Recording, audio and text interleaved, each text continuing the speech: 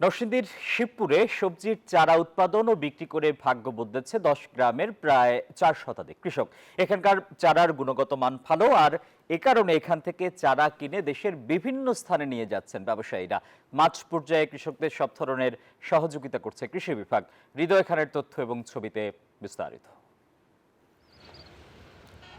নরসিংদীর শিবপুর উপজেলার কুন্দারপাড়ায় প্রায় 9 হেক্টর জমিতে সবজির চারা উৎপাদন করছেন 10 গ্রামের প্রায় 4 শতাধিক কৃষক।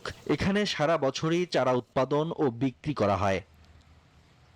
কৃষকরা জানান, বীজতলা প্রস্তুত করে বাঁধাকপি, ফুলকপি, শিম, লাউ সহ বিভিন্ন সবজির বীজ বপন করে অঙ্কুরোদ্গমের মাধ্যমে চারা উৎপাদন করা হয়। এখানকার চারার গুণগত মান ভালো।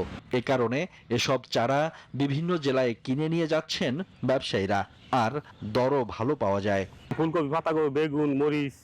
বান্ডেল থাকলে প্রতি সেনমানিতে টাকা বাঁচবে। বিকাশ সেনমানি বান্ডেল কিনে জিতুন প্রতি লেনদেনে। টমেটো ইত্যাদি আর কি। আবহাওয়ার কারণে যদি মাইন না খায়, বৃষ্টির কারণে যদি মাইন না খায়, তাইলে আমাদের মোটামুটি চলে। ফলন পাইছে বালা, এই কারণে অনেক দূরত্বে আসে। কম খরচে লাভ বেশি হওয়ায় দিন দিন চারা উৎপাদনে ঝুঁকছেন অনেকে। যে বীজটা দিয়েছে এই বীজটা অনেক ভালো, উন্নত মানের বীজ, হাইব্রিড বীজ, তার কারণে আমি এটা নিচ্ছি। পত্র এলাকার যে আশেপাশে যে কৃষক আছে প্রত্যেকে এখান থেকে নিয়ে চারা নেয়, নিয়ে উপকৃত হচ্ছে। সংশ্লিষ্টরা জানান, মাঠ পর্যায়ে কৃষকদের সব ধরনের সহযোগিতা করা হচ্ছে।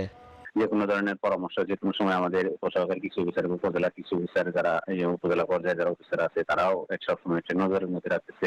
চলতি মৌসুমে নরসিংদী জেলায় প্রায় 10,350 হেক্টর জমিতে শীতকালীন সবজির আবাদ হয়েছে।